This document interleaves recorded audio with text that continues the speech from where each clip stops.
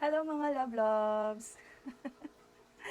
For today, I will be sharing with you one of my trips within the Philippines because right now it's ECQ again and it's really frustrating of how we could have stopped it, and you know how it is. But yeah, so I look into my files, my previous files. So this was way back 2016, and it was in Palawan. It was actually a work leisure trip, something thingy. And I was really in love with the place. I even considered moving into Palawan because of it. But the one I'll be sharing with you right now will be a glimpse of their tour or something. Yeah. So I was really inspired by the people here in Palawan, because I didn't know that we still have tribes. I wasn't informed. And they really work hard just to survive and to earn. So, which is so inspiring of how they adopted to their lifestyle, to the way of living in the wilderness and all that. And I'm just impressed because I don't think I could live like that. So it was really simple. They live really simply, and they gather food. They think of ways how to sell their goods to the market, to the upper market, where the tourists are usually. And they also hunt. They make ways of how to hunt um, for their supplies and all that, and how they could just live as we do. And I really just want to show you how they have done it, or because I also just had a glimpse of it, and I was so glad that I took the video of the tour. It's actually 9 minutes long of the tour, for that one, for introduction and all that. And my pictures are bad, so I'll just show you some of them. And this is before I became MrsMernic. So this is where I before I become a lablab. And I do hope that they're doing well right now, that the pandemic is going on, because part of their income comes from the tourists, ourselves. And right now they don't have any tourists at all, or if they do, it's gonna be minimal to none. And I really do hope they are doing well, and I believe they'll be doing it better than us. So I hope to come back soon with the mister, of course.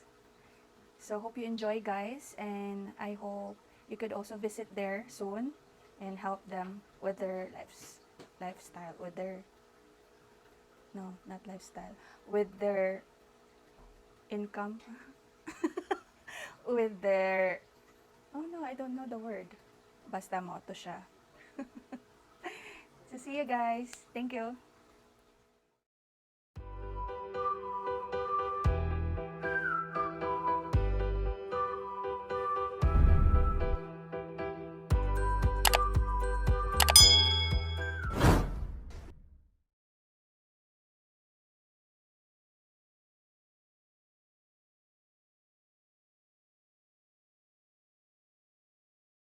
Okay? So those people, they are full-blooded natives that belongs to Palaw'an tribe. So Palaw'an tribe, they are one of the indigenous group of people that been living in the southern part of this province for many thousands of years. So if you're familiar with the Tabon man or the caveman, the first people who live in the Tabon cave before, they are one of the possible descendants. So they just only go here to the lowland to sell their finished product, something like those on that wood on this part only. So some of them stay here for a week, some stay for a month. Then after that, they go back again to the mountain. And then another family will go down here. So they just take turn, they just come and go. So part of their selling, they also share some part of their culture and tradition. So it's called as a cultural sharing. So it's not a show. So they are the Palaw'an, and then their dialect is also called as Palaw'an. So they can understand a bit of Tagalog, but they always respond on their own dialect. Pabiri na, bagtik? Bagtik. Just try to hold that one po niya. Okay, so he's showing you the very important traditional product on their tribe. So dagta po yan. It's a sap or a resin from a huge tree. So we call that almasiga tree that grows from higher elevation. So at first, it was a sticky liquid. Then after a couple of weeks or months, it turns into solid like that.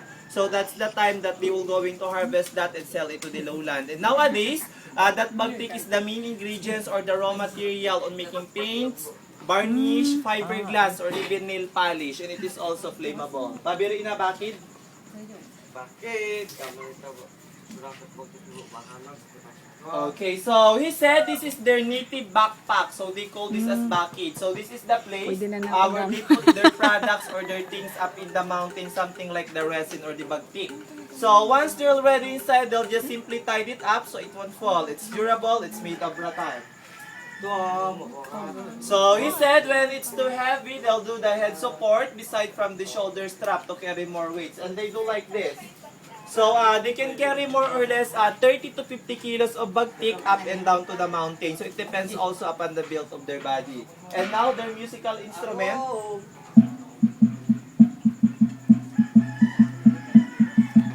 Ma'am, sa amin na po ba ito?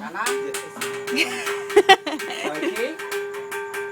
So those musical instruments are few hundred years old, handed down by their ancestor. The two bigger one, they call that as agong or gong. And the smaller one, they call that as sanang. So hindi po nila ginawa yan. They don't make that because we don't have metals before. So it's only a proof that way back 1,000 years ago, since time immemorial, their ancestor have a trading relationship or barter between the Southeast Asian country. That's why they have metal craft. So they use that during rituals, prayers, a good harvest, and any important event on the tribe. Okay, so this is their native drum. So sila lang yung gumawa. So they carve it from a wood, and on top it's an animal skin. So it's a cow skin on top. They call this as gimbal. Pabiri na ako, Shapi. Ito kasi si Api Daron, ito na po yung halak kasi ng liwag. Hello po, let's join the group. So, before the arrival of the modern guitar or those 6-string guitar, the Palaw'an, they already had their 2-string guitar. So, considered as the first guitar in the Philippines. So, they call this as kusyapi or also known as kudyapi. Ay, kudyapi. So, anyway po, they will now going to play some of their music. So, the first music that they will going to play is for bird song. So, they also call that as bagit. So, if you want to take video, you can take video.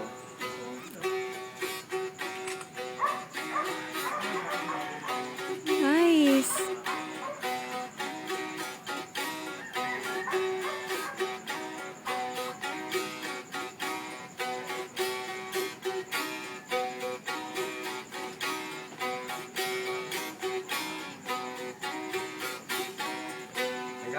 Okay. Wow. Hey.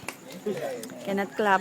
Okay, so this one, it looks like a very simple musical instrument. So it's made with a palm, kapirasong bat-bat lang po yan. And on top, it's beeswax or kalulot, the adjuster of the sound. So by the use of vibration, they can produce an amazing sound from this. So they call this as aruding. Aruding. Oh, ka-nice.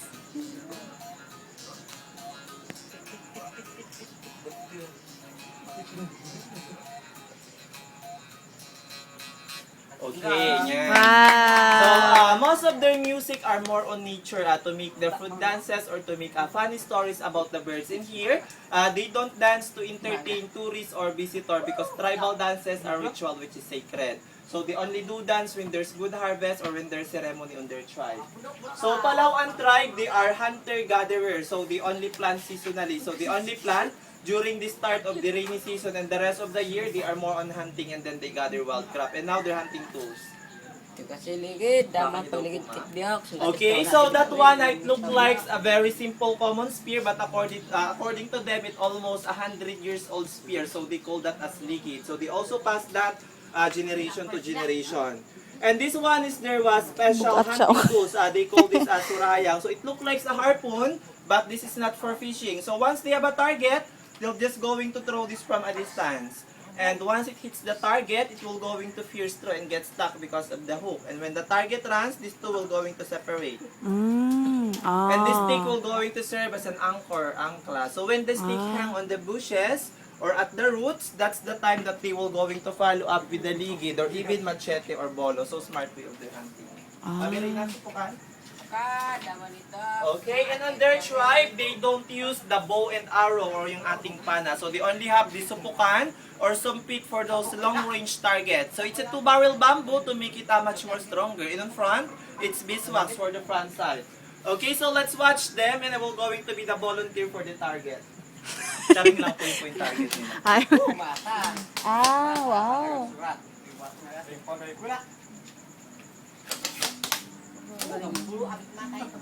Okay, so it's powerful and accurate and they can hit much further from that. It depends on how strong they blow. And on every tip of that dart, they also put deadly poison for those bigger animals that they hunt. But the poison, it came from plants. So this is the main ingredient of their poisonous plant. So they call this as dita, pero may process pa po siya. So they need to collect the sap, they extract it and cook it with slow fire to make it much more poisonous and deadly. And on that frame, those are the example of their poisonous dart. So yun po yung tunay na may lason. So once it hits the target, in just a matter of a minute, the target will die. But they just simply wash it with water, they can safely eat the meat. So that's the wonder of nature. But when it hits a human something like us or them, pag nasugatan sila, in just a matter of a minute, say goodbye. There's no antidote for that one. So they also have a different dart for those different types of targets. So they have dart for birds, monkeys, squirrel, or for wild boar. So way back to the mountain, that's the part of their main diet. But here, of course, they don't shoot the birds anymore. As they have the good share with the project and whatever true donations they have, at the end of the day, they can share it. So they can now buy chicken in the market. Kasi apoy naman, bato lang naman po kapiya ka rin bukit. Santot ka lang. Okay, and now they will going to show us on how to make fire with the use of a piece of metal, Pabiri. With the use of a piece of metal and a flintstone. So the flintstone, it's available on their village. Marami po yan sa bundok.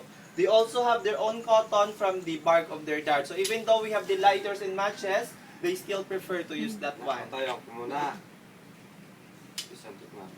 So in just a matter of a strike, there's a smoke now coming out from the cotton of their dart. So all they need now is some dry leaves or dry grass to make a much more bigger fire. So that's the fastest way on how to make fire for them. Kasi kung posporo na umuwi sa bundok, hindi rin nila masyadong magamit. And then lighters, pag naubusan sila, masyadong malayo pababa. Wow.